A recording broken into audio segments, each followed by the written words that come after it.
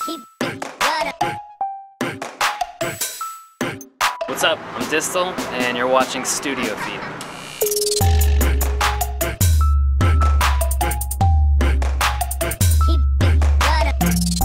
Distal means the farthest, most exact point. And when I started DJing hardcore, breakbeat hardcore, UK hardcore, happy, gabber, all that stuff. I was proximal, which means proximity the closest to. So the distal stuff, I wanted to kind of create it like it's a journey. Everything I learned while I did proximal, I wanted to make it infused into what I did as distal. So it's it's complete opposites. So, but it's still a journey from one to the other. So it's basically.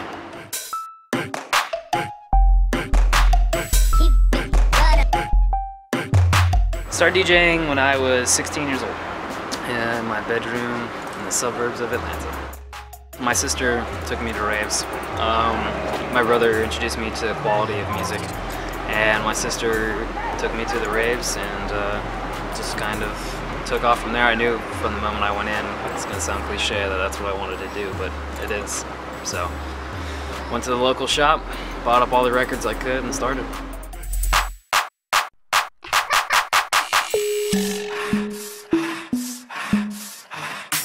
A lot of raves and a lot of club stuff, but it was very, very large. The first party I went to was a rave. It was called Crossover. Had someone named Analog Pussy playing and a bunch of locals. And there was about 500-600 people at a venue called The Globe in Atlanta. And dropped off by my label mate at Now. At the time, his mom pulled up in a minivan, rolled out the minivan, jumped out with our raver gear on, and just went. So. It was a lot of parties like that. Massives were really big then. We used to have Mirage Massive, Liquefied Massive, and there'd be 3,000 person plus parties in the outskirts of the city. And then you had small intimate shows too. So it was really flourishing when I started. So I'm lucky to have got into it when I did.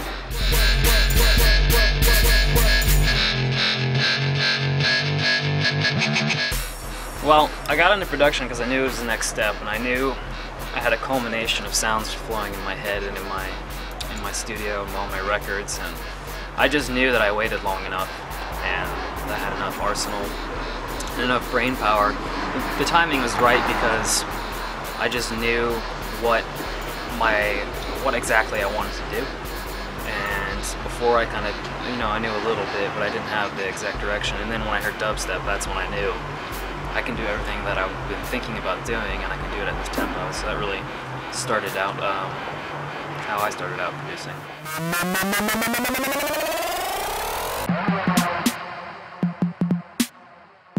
Just using Logic Pro and MIDI controllers, and God, that might be it. Trigger finger too. Just to do my juke stuff, I use the trigger finger because I think it's easier.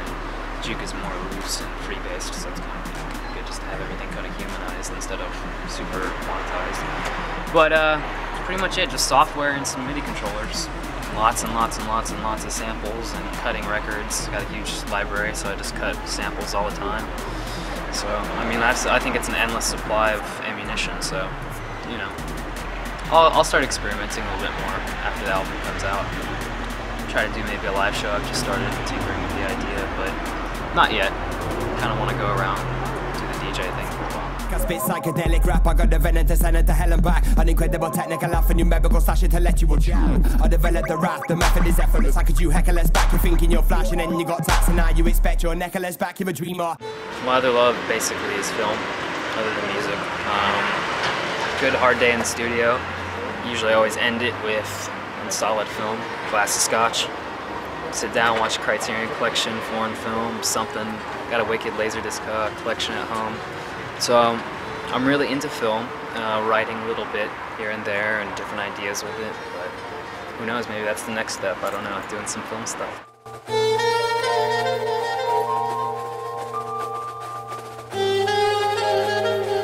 Politics, pretty big for me. I'm a really big political advocate. As you can tell, Ron Paul 2012, hardcore libertarian. There's people that don't want to have anything that they don't want to associate music with politics. And to a certain degree, I probably won't with my label because I run my label with other people, and that's not how they want to do it, and that's fine because we're a private company and that's how we want to run it. That's how it wants to be. Yeah, sure, but me myself, I don't have a problem speaking my mind, and I'm never going to get on the mic and pull a KRS-One and tell you the status of everything and how you should be thinking. I'm not all about that, but you know, if you get to know me online or something, you'll know that I'm always posting up some political stuff and just talking about it. And you know, it's such a taboo thing to talk about it, but in 2011 it shouldn't be. People should be talking about it. They should be thinking.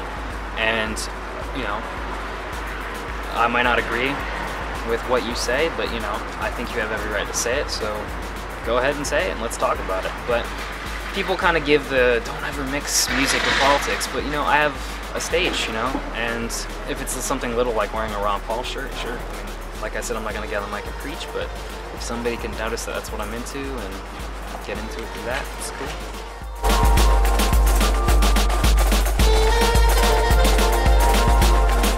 I've got another release with Tectonic. It's a track I did with Decibel from Vancouver called Brilliant. Got that band, have a band did a cover of it, Archie Pelego, or Pelego, however you want to say it, in New York City. And they did a cover and Jake's is doing a remix on the other side. And then I'm releasing with Well Rounded, and it's a collab I did with Rashad. I have a little EP coming out on Seclusiasis. It's going to be on a 7-inch, second drop. Doing a couple remixes for them that are coming out on vinyl next month. We've got tons of remixes coming out everywhere. Gosh, I don't know, I'm doing a couple remixes for my label, Embassy Recordings.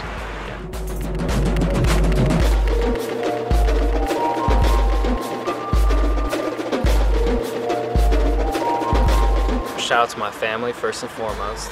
Shout out to all of the Embassy Recordings crew. Short Stack, Might, everybody in Atlanta Dubstep, Anthony, Tella and Mayhem, Clicks and Whistles, DJ Wheezy from Boston, Acre, everybody on Embassy Recordings. Yeah, shout out to Tectonic crew, everybody in Bristol, really wicked. Big ups to Rob for believing in me and putting out my album. And big ups to Pursuit Grooves. Hell yeah, wicked stuff. And big ups to everybody that's doing your thing, keeping it original. Shout out to Ron Paul, 2012, Libertarian Movement.